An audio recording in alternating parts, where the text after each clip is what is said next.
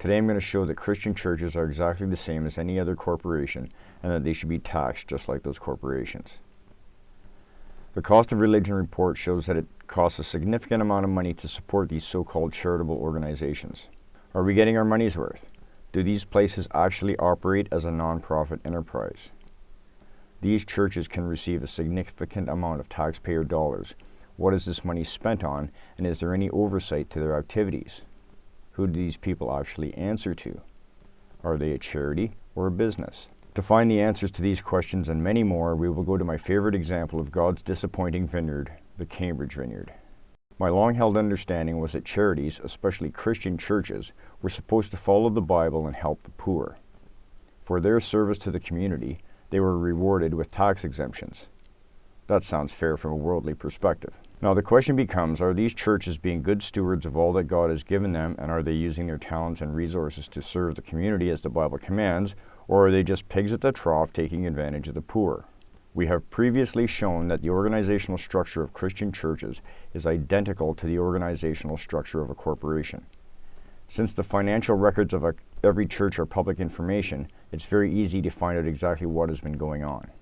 Grab your popcorn. Normally, these churches will run for years without scrutiny. There is no method of oversight into the activities of these churches. They can run their outreaches and come afoul of the law in their arrogance that they can do as they wish without consequences. There is simply no one to hold these people accountable to the Bible that they claim to follow. This is why God calls and equips a prophet like myself to expose the lies of their organization.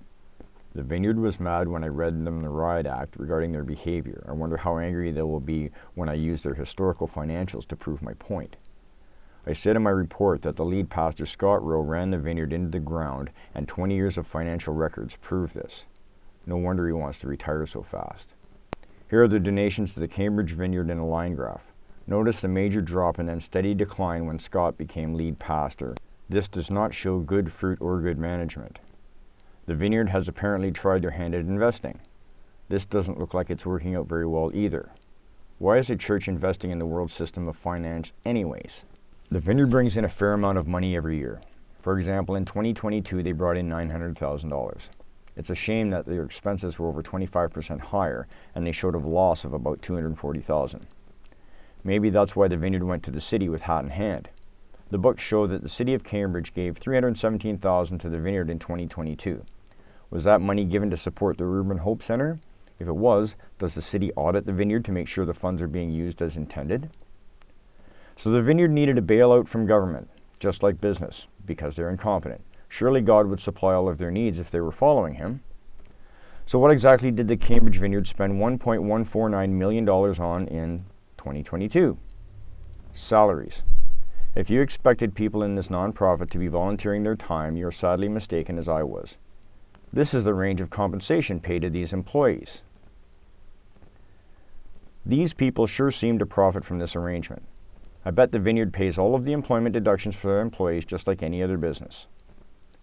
So let's summarize what we found out. The Vineyard has the same organizational structure as a business.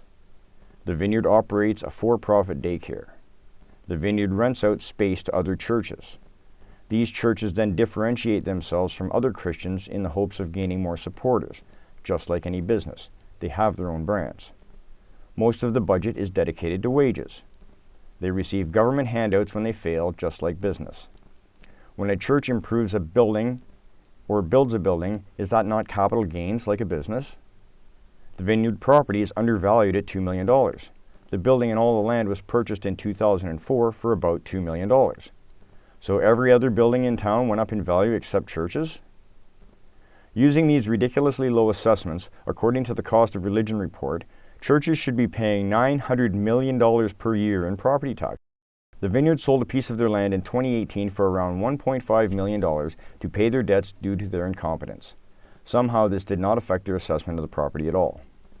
That parcel of land now holds residential units that were advertised for sale starting at $650,000 each. How is this not a business venture?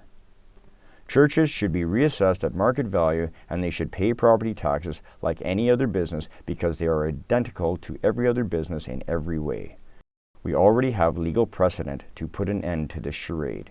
Let's do it and put about $1 billion a year into the economy by making churches pay their fair share of the property taxes. The Vineyard have shown us that they are indeed a non-profit enterprise, not because they deserve non-profit status, but because they are such lousy and incompetent managers. Losing money due to bad management does not make one a non-profit enterprise. It makes you a bad steward waiting for the judgment of God.